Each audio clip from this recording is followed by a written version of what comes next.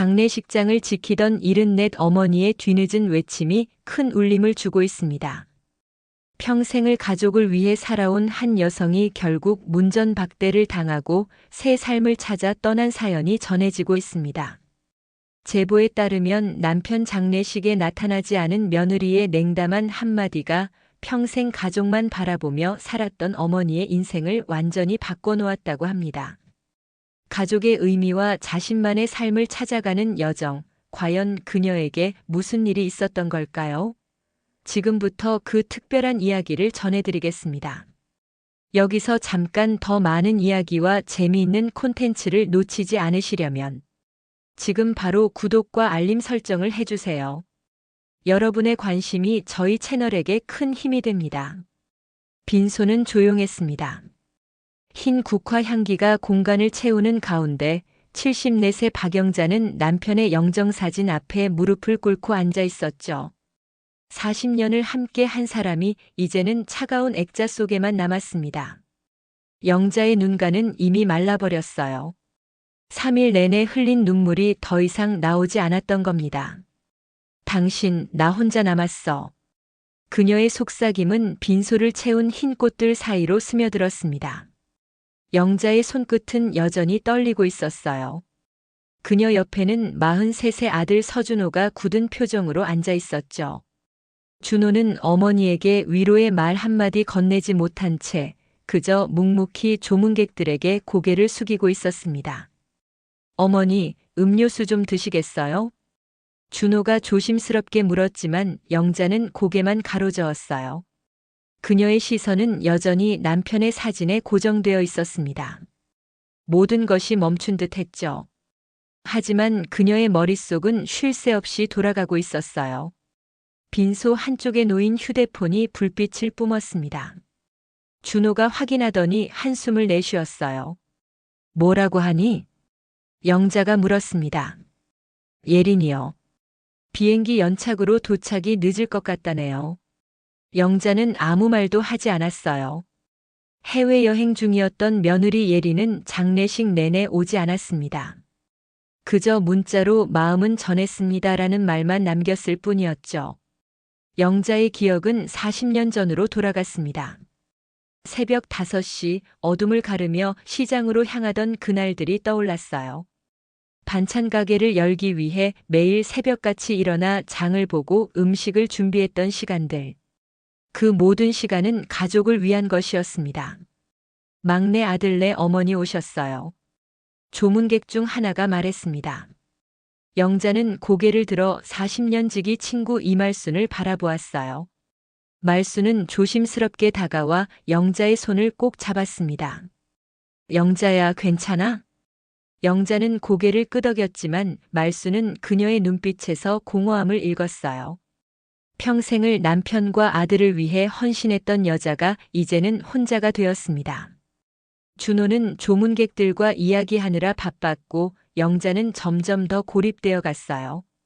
그날 밤 모든 조문객이 돌아간 후 영자는 빈소에 홀로 남았습니다. 준호는 잠시 자리를 비웠고 그녀는 남편의 사진을 바라보며 지난 날들을 떠올렸어요. 새벽부터 밤늦게까지 일하며 가족을 부양했던 세월, 준호가 대학에 들어갈 때의 기쁨, 그리고 준호가 예린과 결혼했을 때의 설렘까지. 당신, 내가 잘했죠? 준호 잘 키워서 좋은 며느리도 얻고. 영자의 목소리는 떨렸습니다. 그녀의 마음속에는 이미 알고 있었지만 인정하기 싫었던 진실이 있었어요. 준호와 예린에게 그녀는 점점 부담이 되어가고 있다는 것을. 하지만 그녀는 그 생각을 애써 밀어냈습니다. 다음 날 장례식의 마지막 날이었어요. 모든 절차가 끝나고 영자는 빈집으로 돌아왔습니다. 40년간 함께 살았던 공간이 이제는 너무나 낯설게 느껴졌어요. 벽에 걸린 가족 사진이 그녀를 바라보는 듯 했습니다. 영자는 침대에 앉아 남편의 옷을 만졌어요. 아직 그의 향기가 남아 있었죠. 그렇게 영자의 새로운 삶이 시작되었습니다. 장례식 후 일주일이 지난 어느 날 아침 영자는 여전히 새벽 5시에 눈을 떴습니다. 40년간의 습관은 쉽게 바뀌지 않았어요.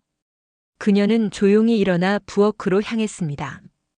커피포트에 물을 올리고 창밖을 바라보았죠. 아직 어둠이 가시지 않은 하늘에는 별 몇 개가 남아 있었어요. 오늘은 뭘 해야 하지? 영자는 중얼거렸습니다. 남편이 살아있을 때는 아침 식사 준비, 반찬 가게, 장보기, 저녁거리 준비까지 모든 일과가 정해져 있었어요. 하지만 지금은 달랐습니다. 반찬 가게는 이미 3년 전에 접었고 남편도 없었죠. 그녀의 하루는 텅 비어 있었어요. 오전 8시 현관문이 열리는 소리가 들렸습니다. 영자는 황급히 거실로 나갔어요. 여행에서 돌아온 며느리 장혜린이었습니다. 검은색 선글라스를 쓴 예린은 무표정한 얼굴로 영자를 바라보았어요. 어머니, 안녕하세요. 그 말뿐이었습니다. 예린은 짐을 내려놓고 소파에 몸을 던졌어요. 영자는 무슨 말을 해야 할지 몰랐습니다. 장례식에 오지 못한 것에 대한 사과는 없었어요. 그녀는 조심스럽게 물었습니다. 여행은 어땠니? 그냥 그랬어요. 예린의 대답은 짧았고 더 이상의 대화는 없었습니다. 영자는 부엌으로 돌아가 식사 준비를 시작했어요. 손에 익은 동작들이 그녀를 진정시켰습니다. 그녀는 며느리가 좋아하는 된장찌개와 반찬들을 준비했어요. 밥 다 됐다. 먹으러 오렴. 영자가 말했지만 예린은 꿈쩍도 하지 않았습니다.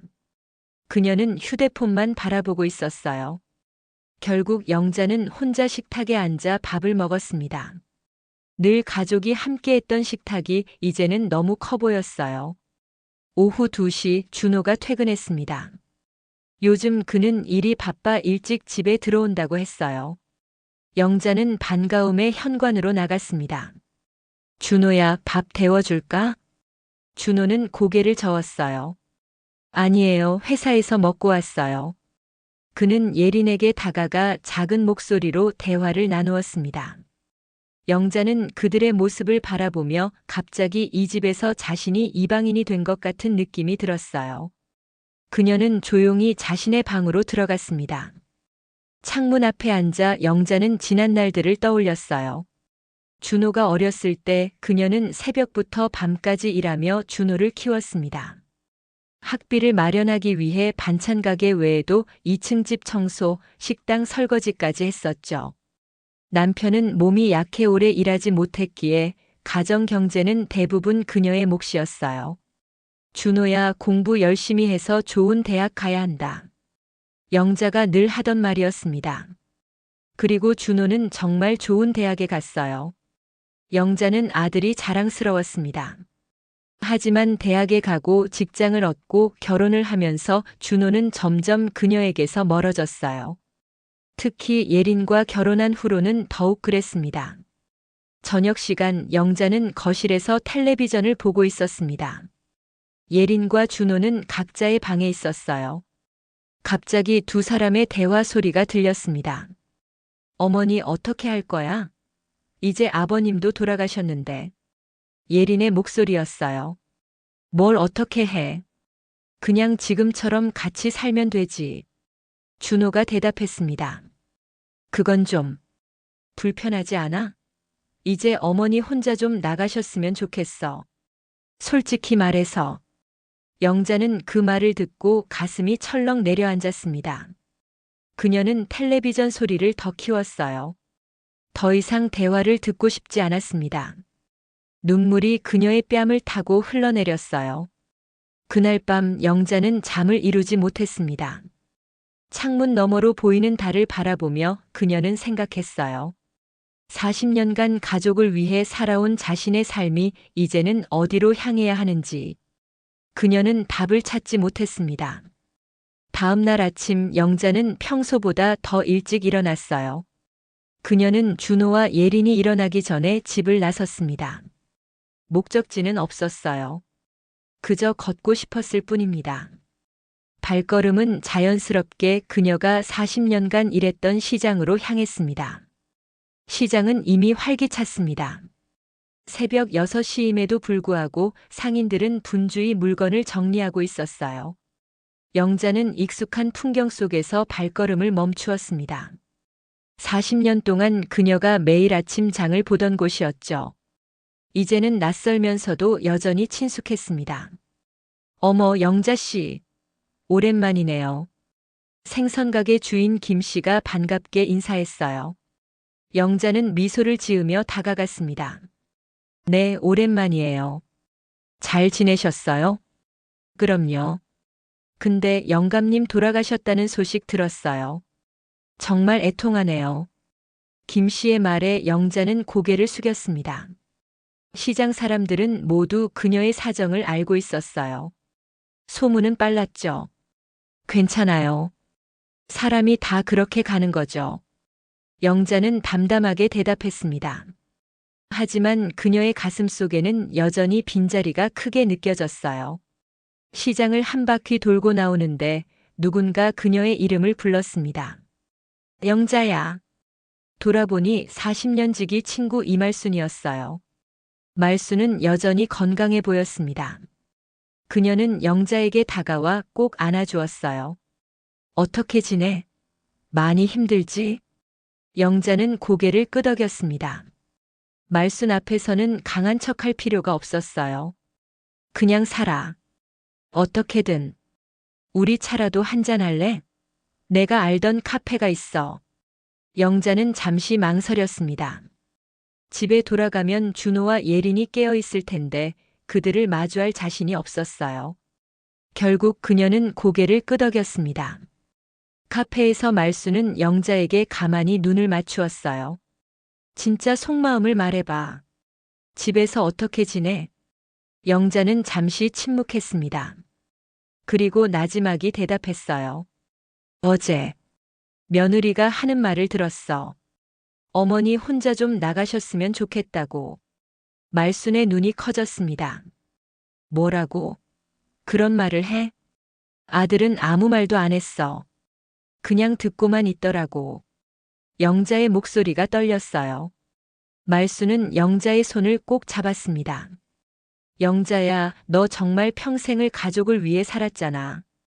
이제는 내 인생을 좀 살아봐. 내 인생? 난 항상 가족이 내 인생이라고 생각했는데. 말순은 고개를 저었어요. 그게 문제야.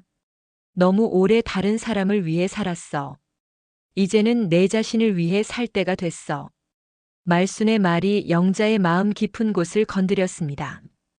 그녀는 평생 자신을 위한 시간을 가져본 적이 없었어요. 항상 남편과 아들 그리고 나중에는 며느리까지 모두를 위해 살았죠. 뭘 어떻게 해야 할지 모르겠어. 영자가 중얼거렸습니다. 말순은 가방에서 전단지 하나를 꺼냈어요.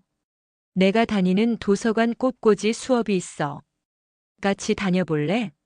매주 수요일 오전이야. 영자는 전단지를 바라보았습니다. 예쁜 꽃다발 사진이 인쇄되어 있었어요. 그녀는 망설였습니다. 난 꽃꽂이 같은 거 해본 적 없는데. 시작할 때가 있지. 너무 늦은 건 없어. 말순의 말에 영자는 천천히 고개를 끄덕였어요.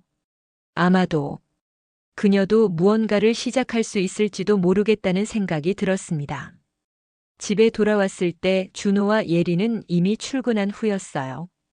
텅 빈 집안이 영자를 맞이했습니다. 그녀는 조용히 자신의 방으로 들어가 전단지를 서랍에 넣었죠. 아직 결심이 서지 않았지만 마음 한구석에서는 작은 변화가 시작되고 있었습니다. 저녁 식사 시간 세 사람은 묵묵히 식탁에 앉았어요. 예리는 휴대폰을 보며 가끔 웃음을 터뜨렸고 준호는 조용히 밥만 먹었습니다. 영자는 그들을 바라보며 입을 열었어요. 내일 도서관에 좀 다녀올게. 준호가 놀란 듯 고개를 들었습니다. 도서관요? 무슨 일로요? 그냥 책 좀 보려고. 영자는 실제 목적을 말하지 않았어요. 아직은 꽃꽂이 수업에 대해 이야기할 준비가 되지 않았습니다. 예리는 잠시 휴대폰에서 눈을 떼고 영자를 바라보았어요. 그리고는 다시 휴대폰으로 시선을 돌렸죠. 다녀오세요. 예린의 말투는 무심했습니다. 마치 자신과는 상관없다는 듯이요. 준호는 어색하게 웃으며 말했어요. 좋네요. 책 보는 건 좋은 취미죠. 영자는 아무 말도 하지 않았습니다. 그저 밥을 먹을 뿐이었어요. 하지만 그녀의 마음속에서는 작은 불씨가 피어오르고 있었습니다. 40년 만에 처음으로 자신을 위한 무언가를 하려는 용기였어요. 그날 밤 영자는 오랜만에 편안한 잠을 잤습니다. 내일 시작될 작은 변화가 그녀에게 작은 희망을 주었어요. 수요일 아침 영자는 평소보다 조금 더 신경 써서 옷을 골랐습니다. 오랫동안 입지 않았던 연한 하늘색 블라우스와 검은색 바지를 꺼내 입었어요. 화장대 앞에 앉아 옅은 립스틱을 바르며 거울 속 자신을 바라보았습니다. 74세 얼굴에는 세월의 흔적이 고스란히 담겨 있었어요. 깊게 패인 주름, 처진 눈가, 그리고 희끗한 머리카락. 이게 나구나. 영자는 중얼거렸습니다. 그녀는 언제부터인가 자신의 모습을 제대로 들여다보지 않았어요. 항상 가족을 위한 밥과 반찬을 준비하느라 자신을 돌아볼 시간이 없었던 겁니다. 집을 나서기 전 영자는 식탁 위에 메모를 남겼습니다. 도서관에 갔다 올게요. 저녁은 냉장고에 있어요. 더 이상의 설명은 필요 없었어요. 어차피 준호와 예리는 크게 신경 쓰지 않을 테니까요. 도서관으로 향하는 버스 안에서 영자는 창밖을 바라보았습니다. 매일 반찬 가게를 오가던 길과는 다른 풍경이었어요. 도시는 변해 있었습니다. 새로운 건물들, 변화된 거리. 그녀가 얼마나 자신의 세계에만 갇혀 살았는지를 깨닫게 해주었죠. 도서관 앞에 도착하자 말순이 이미 기다리고 있었습니다. 왔구나. 설레지 않아? 말순의 밝은 목소리에 영자도 덩달아 미소 지었어요. 그녀는 오랜만에 느끼는 설렘에 가슴이 두근거렸습니다. 꽃꽂이 교실은 도서관 지하 문화 공간에 있었어요. 20명 정도의 중년 여성들이 모여 있었고 각자 앞에는 다양한 꽃들과 도구가 놓여 있었습니다. 영자는 조금 긴장한 채 자리에 앉았어요. 처음이신가요? 옆자리 60살 정도로 보이는 여성이 영자에게 물었습니다. 네, 처음이에요. 저도 처음 왔을 땐 많이 긴장했어요. 하지만 금방 익숙해질 거예요. 꽃은 우리를 편안하게 해주니까요. 여성의 따뜻한 말에 영자는 조금 안심했습니다. 선생님이 들어오고 수업이 시작되었어요. 오늘의 주제는 봄을 담은 꽃바구니였습니다. 꽃꽂이는 단순히 꽃을 꽂는 기술이 아닙니다. 자신의 감정과 생각을 표현하는 예술이에요. 오늘은 여러분의 마음속 봄을 표현해 보세요. 선생님의 말에 영자는 잠시 생각에 잠겼습니다. 그녀의 마음속 봄은 어떤 모습일까요? 언제부터인가 그녀의 마음은 계절을 잊어버렸어요.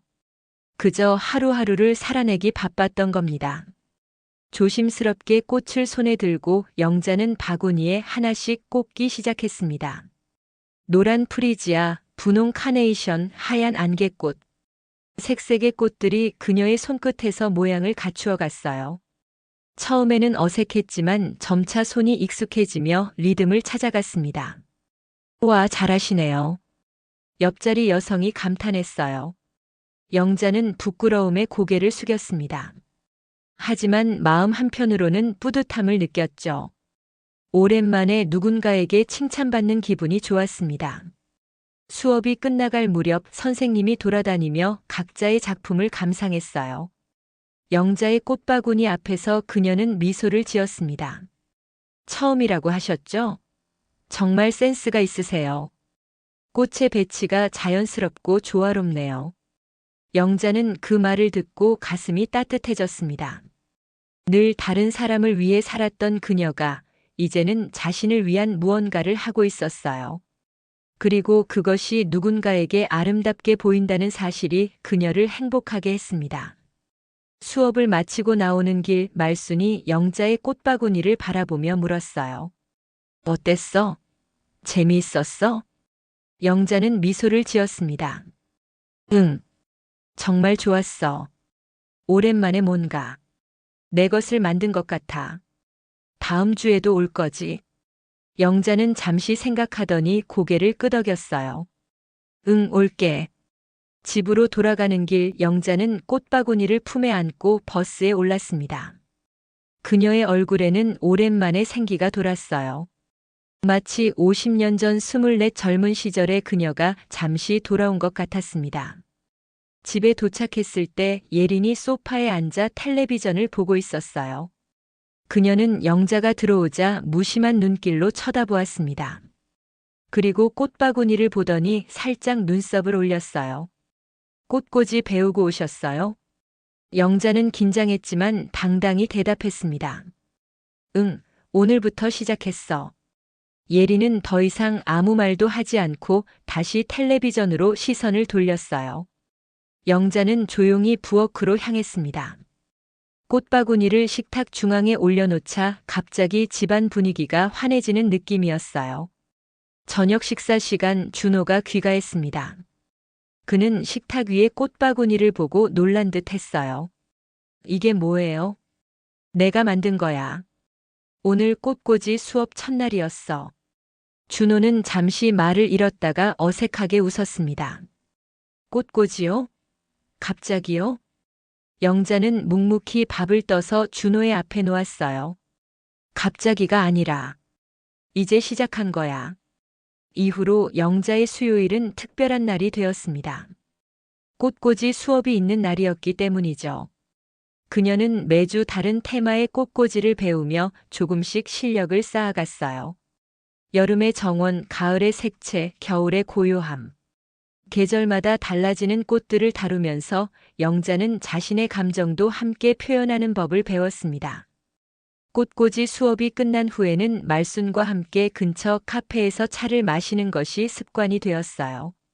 두 사람은 오랜 시간 나누지 못했던 이야기들을 풀어놓았습니다.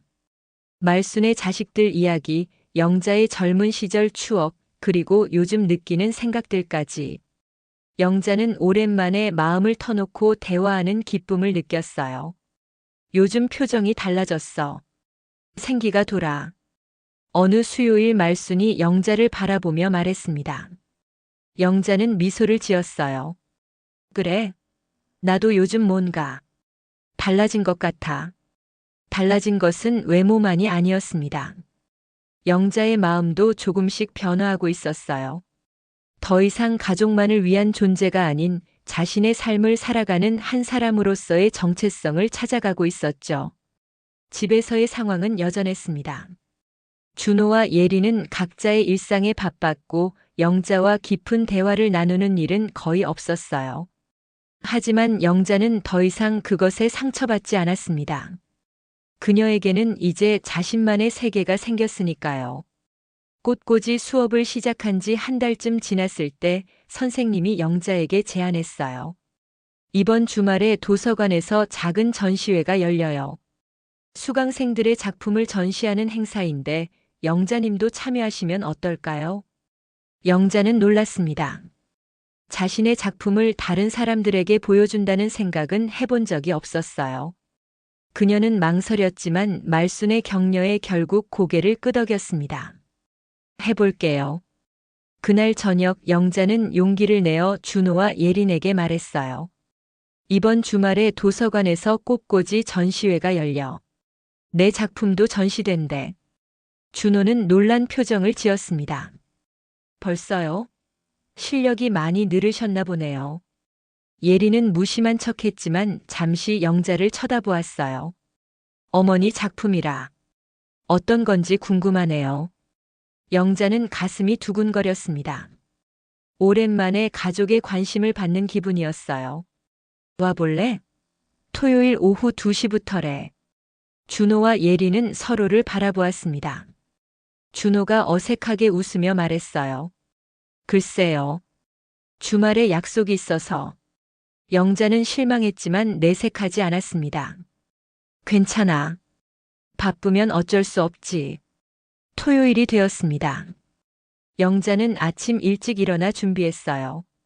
그녀가 만든 봄의 기억이라는 제목의 꽃꽂이 작품을 조심스럽게 들고 도서관으로 향했습니다.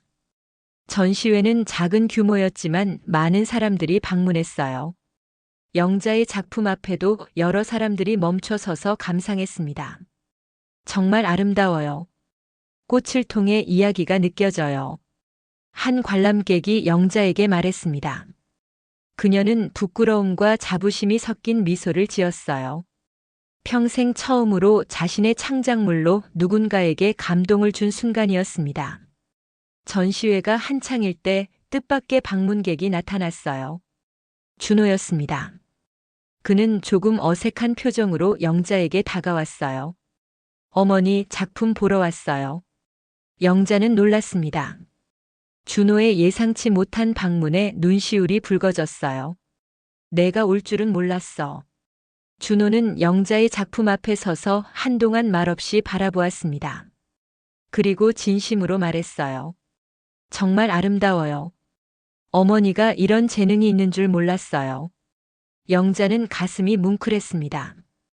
아들의 인정은 그녀에게 큰 의미가 있었어요. 두 사람은 잠시 나란히 서서 꽃꽂이를 바라보았습니다. 전시회가 끝나고 준호는 영자를 집까지 데려다 주겠다고 했어요. 차 안에서 준호가 물었습니다. 요즘 어머니 달라지신 것 같아요. 무슨 일 있으세요? 영자는 창밖을 바라보며 조용히 대답했어요.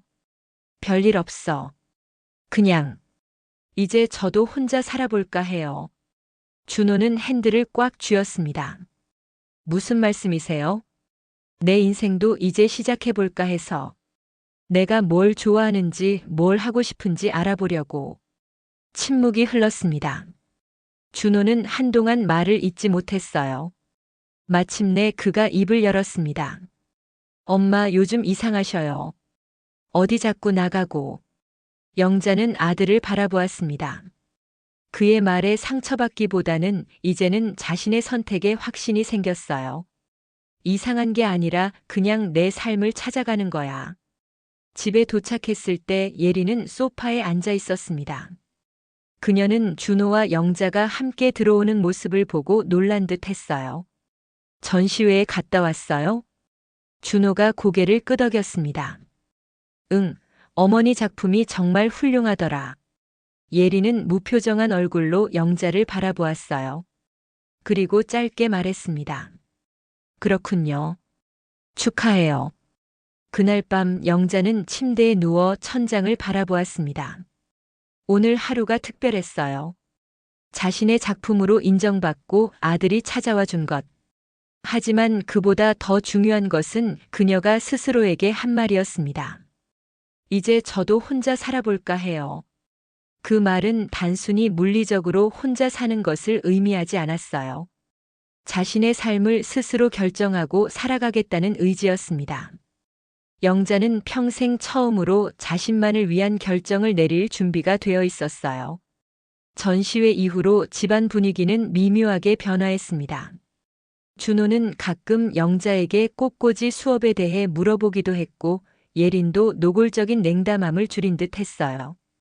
하지만 영자는 그것이 일시적인 변화일 뿐이라는 것을 직감적으로 알고 있었습니다. 진정한 변화는 그들의 마음속 깊은 곳에서 일어나야 하는 것이었죠. 어느 토요일 오후 영자는 부엌에서 저녁 식사를 준비하고 있었어요. 준호와 예리는 거실에서 작은 목소리로 대화를 나누고 있었습니다. 영자는 무심코 귀를 기울였어요. 요즘 어머니가 많이 달라진 것 같아. 준호의 목소리였습니다. 그래서? 좋은 거 아니야? 취미도 생기고. 예린이 대답했어요.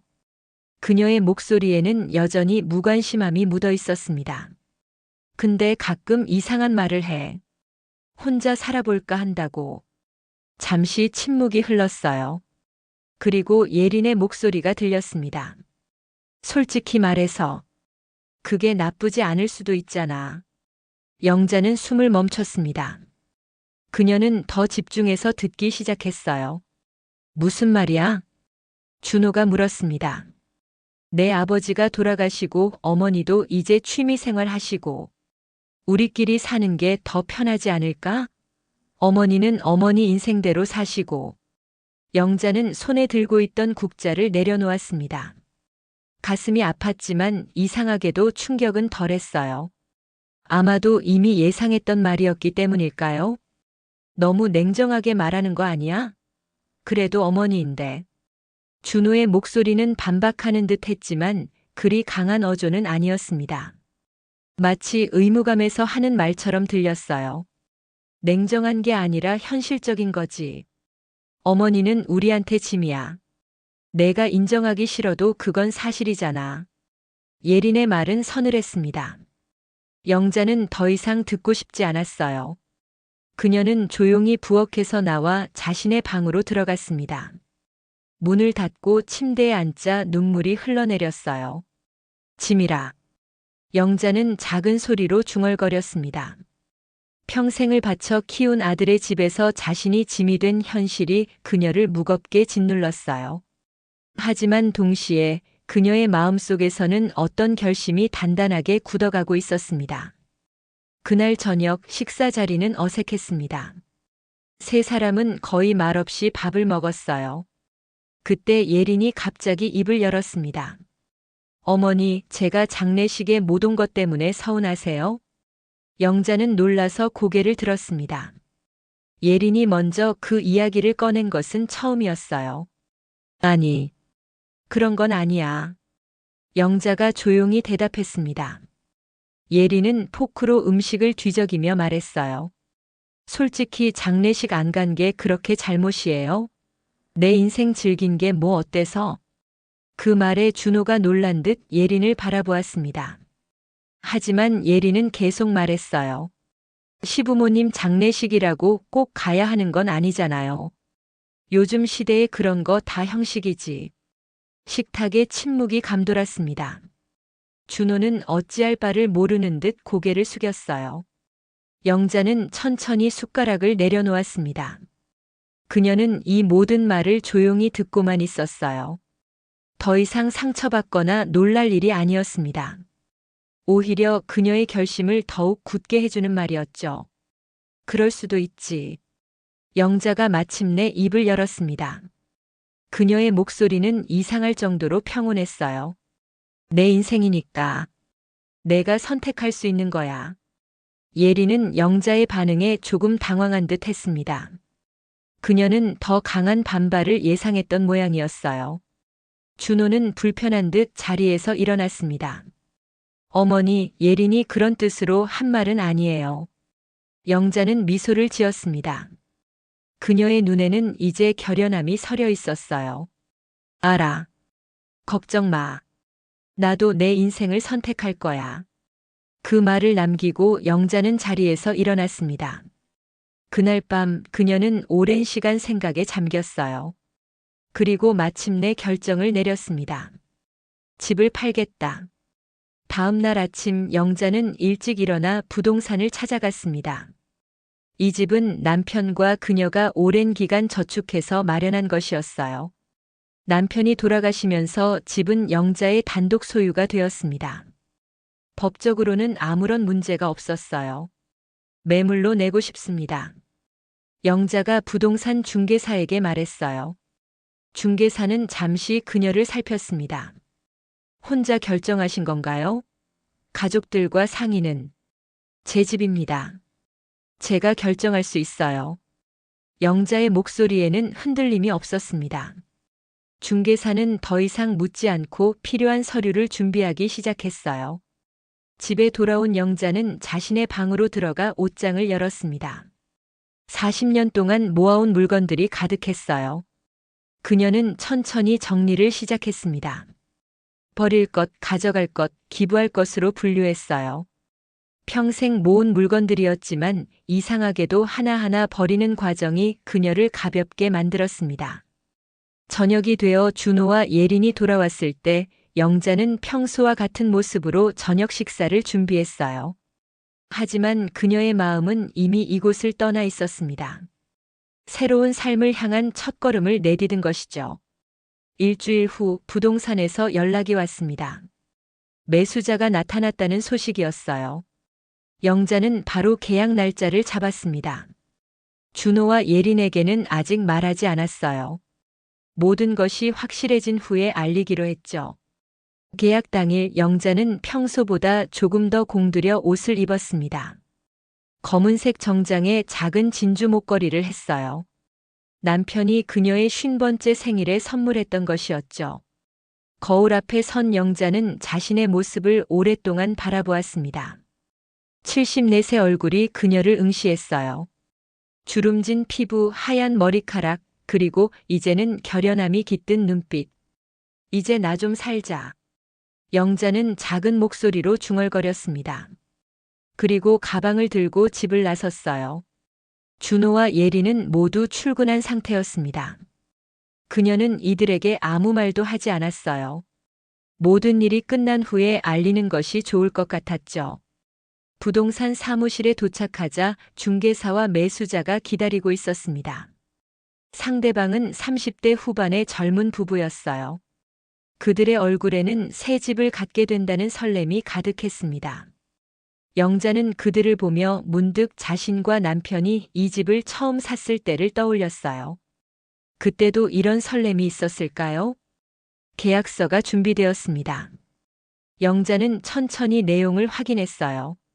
모든 것이 순조로웠습니다. 이제 도장만 찍으면 되었죠. 중개사가 도장과 인주를 건넸습니다. 영자는 잠시 망설였어요. 40년의 삶이 담긴 공간을 떠난다는 것은 쉬운 결정이 아니었습니다. 하지만 그녀의 손은 흔들리지 않았어요. 천천히 도장을 찍는 순간 그녀의 가슴 속에서 무언가가 풀리는 느낌이 들었습니다. 이제 됐습니다. 한 달 후에 이사하시면 됩니다. 중개사의 말에 영자는 고개를 끄덕였어요. 계약금을 받고 부동산을 나서는 그녀의 발걸음은 이상할 정도로 가벼웠습니다. 마치 오랫동안 짊어졌던 무거운 짐을 내려놓은 듯한 느낌이었어요. 집으로 돌아온 영자는 조용히 짐 정리를 계속했습니다. 그녀는 이미 작은 단층 주택을 알아봐 두었어요. 시내와 조금 떨어진 곳이었지만 조용하고 아늑한 동네였습니다. 그곳에서 새 출발을 하기로 했어요. 저녁이 되어 준호와 예린이 돌아왔을 때 영자는 평소와 같이 저녁 식사를 준비해 두었습니다. 하지만 그녀는 식탁에 앉지 않았어요. 대신 자신의 방에 머물렀죠. 오늘 밤 그녀는 많은 것을 정리해야 했습니다. 물건뿐만 아니라 마음도요. 밤이 깊어갈 무렵 영자는 작은 쪽지를 써서 식탁 위에 올려두었습니다. 이 집은 내가 정리할게. 내 인생은 이쯤에서 다시 시작할 거야. 그리고 그녀는 잠자리에 들었어요. 오랜만에 깊고 편안한 잠이 찾아왔습니다. 다음 날 아침 영자가 부엌에 나갔을 때 준호가 이미 식탁에 앉아 있었어요. 그의 손에는 영자가 남긴 쪽지가 들려 있었습니다. 준호의 얼굴은 창백했어요. 어머니, 이게 무슨 뜻이에요? 영자는 차분히 준호 앞에 앉았습니다. 그리고 어제 있었던 일을 모두 말했어요. 집을 판 것, 새로운 집을 구한 것, 그리고 한 달 후에 이사할 것까지. 준호의 얼굴이 굳어졌습니다. 어떻게? 저희한테 한마디 상의도 없이 그런 결정을 하세요? 영자는 미소를 지었어요. 그녀의 목소리는 평온했습니다. 준호야, 너희에게 상의했으면 허락했을 것 같니? 준호는 말문이 막혔어요. 그는 정직하게 대답할 수 없었습니다. 예린이 그때 부엌으로 들어왔어요. 그녀는 상황을 듣고 놀란 듯 했지만 그녀의 눈빛에는 다른 감정도 섞여 있었습니다. 안도감일까요? 어머니가 결정하신 거니까. 존중해야죠. 예린의 말에 준호가 놀란 듯 그녀를 바라보았어요. 하지만 예린은 담담하게 말을 이었습니다. 어차피 어머니 집이잖아요. 어머니가 결정할 권리가 있죠. 영자는 예린의 말에 고개를 끄덕였어요. 적어도 이 점에서는 그녀와 의견이 일치했습니다. 근데 어머니는 어디서 사실 거예요? 준호가 물었습니다. 그의 목소리에는 걱정이 묻어 있었어요. 걱정 마. 내가 이미 작은 집을 알아봐뒀어. 내 힘으로 살 수 있어. 영자의 대답은 확신에 차 있었습니다. 준호는 더 이상 무슨 말을 해야 할지 몰랐어요. 그는 혼란스러움과 죄책감 그리고 걱정이 뒤섞인 표정으로 그저 영자를 바라볼 뿐이었습니다. 그날 이후로 집안 분위기는 어색했어요. 준호는 가끔 영자에게 결정을 번복할 수 없냐고 물었지만 그녀의 의지는 확고했습니다. 예리는 표면적으로는 무관심한 척했지만 때때로 영자가 짐을 정리하는 모습을 지켜보았어요. 이사 일주일 전 영자는 말순에게 전화를 걸었습니다. 말순아, 나 곧 이사가. 뭐? 어디로? 영자는 새 집 주소를 알려주었어요. 말순은 놀랐지만 곧 이해했습니다. 용기 냈구나. 잘했어. 응. 이제 내 삶을 살아보려고 해. 전화를 끊고 영자는 자신의 방을 둘러보았습니다. 이제 거의 다 정리가 되었어요. 가져갈 물건들은 상자에 담겨 있었고 버릴 것들은 처분했습니다. 40년의 세월이 몇 개의 상자로 압축되었죠. 이사 전날 밤 영자는 집안을 천천히 돌아다녔습니다. 각 방마다 추억이 서려 있었어요.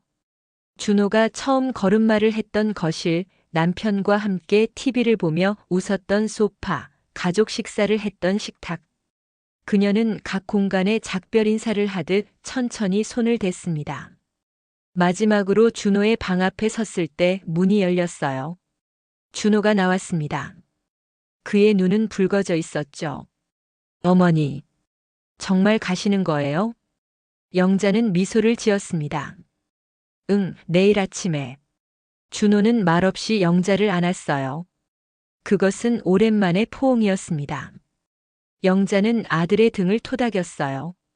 마치 그가 어렸을 때처럼요. 잘 살아. 가끔 연락할게. 이사 당일 영자는 새벽 5시에 일어났습니다. 오랜 습관은 쉽게 바뀌지 않았어요. 그녀는 조용히 마지막 짐을 챙기고 부엌에서 간단한 아침을 준비했습니다. 테이블 위에는 준호와 예린을 위한 아침 식사가 놓여 있었어요. 마지막으로 그들을 위해 차려놓은 식탁이었습니다. 8시 이삿짐 트럭이 도착했어요. 몇 개 안 되는 짐을 실으니 금방 끝났습니다. 영자는 거실에 서서 집안을 한 번 더 둘러보았어요. 예리는 아직 자고 있었고 준호는 현관에 서 있었습니다. 그의 얼굴에는 복잡한 감정이 어려 있었어요. 어머니, 정말 독립하시는 거예요?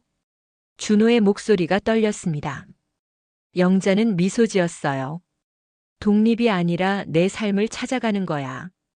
영자는 준호에게 다가가 그의 어깨에 손을 얹었습니다. 내가 대학 갈 때 내가 했던 말 기억나? 내 인생은 내가 선택해야 한다고. 지금 나도 그 말을 내 자신에게 하는 중이야. 준호의 눈에 눈물이 고였어요. 그는 무슨 말을 해야 할지 몰랐습니다. 영자는 아들의 볼을 살며시 쓰다듬었어요. 너무 미안해하지 마. 사람은 다 자기 인생을 살아야 해. 나도, 너도, 예린이도. 영자는 현관문을 향해 걸어갔습니다. 마지막으로 돌아보며 말했어요. 새 집에 놀러와. 언제든지 환영이야. 트럭을 따라 새 집으로 향하는 동안 영자의 마음은 이상하게 평온했습니다. 두려움보다는 기대감이 컸어요. 74세 나이에 새롭게 시작한다는 것. 누구에게는 무모해 보일 수도 있지만 그녀에게는 자연스러운 선택이었습니다. 새 집은 작았지만 아늑했어요. 단층 구조의 아담한 주택이었습니다. 넓은 창문으로 햇살이 가득 들어왔죠. 영자는 집 안으로 들어서며 깊게 숨을 들이마셨습니다. 새 페인트 냄새와 나무 향이 섞인 공기가 그녀를 맞이했어요. 내 집이구나. 영자는 중얼거렸습니다. 처음으로 온전히 그녀만의 공간이었어요. 남편을 위한 것도 아들을 위한 것도 아닌 오직 그녀를 위한 공간이었죠. 짐을 풀고 집을 정리하는데 하루가 다 갔습니다. 저녁이 되자 말순이 찾아왔어요. 그녀는 와인과 케이크를 들고 왔습니다. 집들이 선물. 말순의 밝은 목소리에 영자도 웃었습니다. 두 사람은 작은 거실에 앉아 와인을 마시며 이야기를 나누었어요. 어때? 후회는 없어? 말순이 물었습니다. 영자는 고개를 저었어요. 아니, 오히려 더 일찍 결정했어야 했다는 생각이 들어. 말순은 영자의 손을 꼭 잡았습니다. 용기 있는 결정이었어. 많은 사람들이 못하는 거야. 영자는 미소 지었어요. 이제 시작이야. 앞으로 뭘 하며 살지도 생각해봐야 해. 계획 있어? 응. 꽃꽂이 선생님이 제안하셨는데 주변 복지관에서 노인들에게 꽃꽂이를 가르치는 자원봉사를 해볼까 해. 말순의 눈이 반짝였습니다. 그거 좋겠다. 너 가르치는 거 잘할 것 같아. 두 사람은 밤늦게까지 이야기를 나누었어요. 영자의 미래, 그들의 우정, 그리고 이제부터 시작될 새로운 삶에 대해서요. 다음 날 아침 영자는 일찍 일어나 집 주변을 산책했습니다. 동네는 조용하고 평화로웠어요. 작은 공원, 구멍가게, 그리고 정겨운 이웃들. 그녀는 길을 걸으며 몇몇 이웃과 인사를 나누었습니다. 새로운 시작이었어요. 집에 돌아와 커피를 마시며 창밖을 바라보는데 휴대폰이 울렸습니다. 준호였어요. 영자는 잠시 망설이다가 전화를 받았습니다. 어머니 잘 지내세요? 준호의 목소리는 조심스러웠어요. 영자는 미소 지었습니다. 응, 잘 지내. 새 집도 마음에 들고. 어제 예린이가 많이 울었어요. 어머니 떠나신 후에. 영자는 잠시 침묵했어요. 의외의 소식이었습니다. 그래. 어머니 미안해요. 정말로요. 제가 더 신경 썼어야 했는데. 준호의 목소리가 떨렸습니다. 영자는 창밖으로 보이는 햇살을 바라보았어요. 괜찮아. 이제 우리 각자의 삶을 살면 돼. 가끔 보면서. 준호는 잠시 말이 없었습니다. 그리고 조심스럽게 물었어요. 언제 한번 찾아뵈도 될까요? 영자는 잠시 생각했습니다. 그리고 대답했어요. 지금은 아니야. 내가 먼저 정착하고 나서. 그때 연락할게. 통화를 마치고 영자는 휴대폰을 내려놓았습니다. 준호의 미안해요 문자에는 답하지 않았어요. 아직은 시간이 필요했습니다. 그녀 자신을 위한 시간이요. 일주일 후 영자는 복지관에서 첫 자원봉사를 시작했습니다. 그녀와 비슷한 나이대의 여성들에게 꽃꽂이를 가르치는 일이었어요. 처음에는 어색했지만 곧 즐거움을 느끼기 시작했습니다. 박 선생님, 이렇게 하는 게 맞나요? 한 수강생이 물었어요. 영자는 미소 지으며 그녀에게 다가갔습니다. 네, 잘하고 계세요. 꽃은 마음이 가는 대로 꽂아도 아름답답니다. 수업이 끝나고 복지관 관장님이 영자에게 제안했어요. 선생님께서 재능이 있으세요. 정식으로 주 2번 수업을 맡아주실 수 있을까요? 작은 사례비도 드릴 수 있고요. 영자는 놀랐습니다. 이런 제안은 예상하지 못했어요. 하지만 그녀의 마음은 이미 결정되어 있었습니다. 네, 기쁘게 맡겠습니다. 집으로 돌아오는 길 영자는 가슴이 벅차올랐습니다. 74세 나이에 새로운 직업을 갖게 된 것이었어요. 비록 작은 일이지만 그것은 그녀에게 커다란 의미가 있었습니다. 그날 밤 영자는 일기를 썼습니다. 오랫동안 잊고 있던 습관이었어요. 내 인생이 망가졌던 게 아니었어요. 너무 오래 남의 것이었을 뿐이에요. 이제야 나의 것을 찾아가고 있습니다.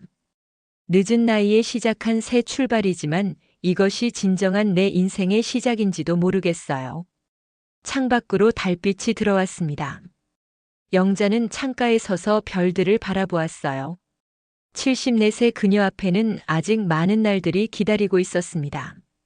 이제는 온전히 그녀만의 날들이었죠. 마지막 문장을 적으며 영자는 미소 지었습니다.